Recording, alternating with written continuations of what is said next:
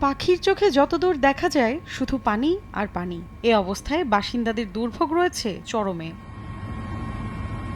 ভারী বৃষ্টিতে আকস্মিক বন্যার কবলে টানা তৃতীয় সপ্তাহের মতো ভাসছে স্পেনের দক্ষিণাঞ্চল। মালাগা শহরের নদীর পানি উপচে পড়ায় ডুবে গেছে লোকালয়। নিরাপত্তার স্বার্থে সরিয়ে নেওয়া হয়েছে স্থানীয় বাসিন্দাদের। বন্ধ রয়েছে বিভিন্ন রাস্তাঘাট ও শিক্ষা প্রতিষ্ঠান। ভেঙে পড়েছে সেতু। এতে জনজীবনে নেমে এসেছে সীমাহীন ভোগান্তি।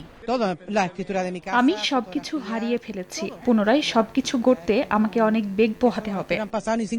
প্রচণ্ড গরমের মাঝে হঠাৎ এই অতিবর্ষণের জন্য জলবায়ুর বিরূপ পরিবর্তনকে দায়ী করছেন বিজ্ঞানীরা।